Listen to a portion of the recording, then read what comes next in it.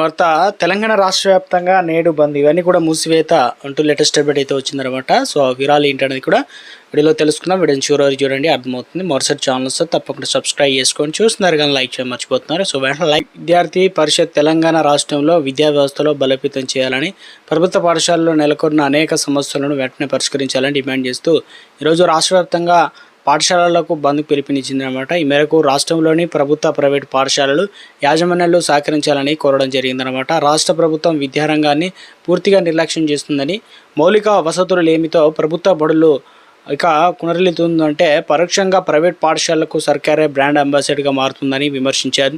ఇక ముఖ్యంగా పేద మధ్యతరగతి విద్యార్థులకు నాణ్యమైన విద్యను దూరం చేసేలా కొన్ని ప్రభుత్వ స్కూళ్లు ఎత్తివేతకు సేమ్ కుట్ర చేస్తున్నారని ఆరోపించింది. ఈ బంద్ ద్వారా ఏబీవీపీ ప్రధానంగా కొన్ని డిమాండ్లను ప్రభుత్వం ముందుంచింది.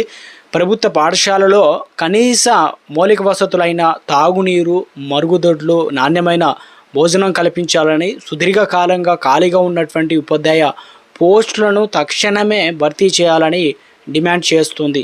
దీంతోపాటు ప్రైవేటు విద్యాసంస్థల్లో ఇష్టారాజ్యంగా పెరుగుతున్న ఫీజులను అరికట్టేందుకు కఠినమైన ఫీజుల నియంత్రణ చట్టాన్ని తీసుకురావాలని ఒత్తిడి తెస్తుంది.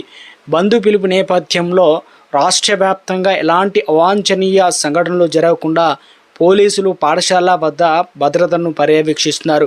కొన్ని చోట్ల ముందస్తుగా విద్యార్థి సంఘ నాయకులు అదుపులోకి తీసుకుంటుండగా ప్రైవేటు స్కూళ్ళ యాజమాన్యాలు విద్యార్థి భద్రతా దృష్ట్యా స్థానిక పరిస్థితులను బట్టి సెలవులు ప్రకటిస్తున్నాయి.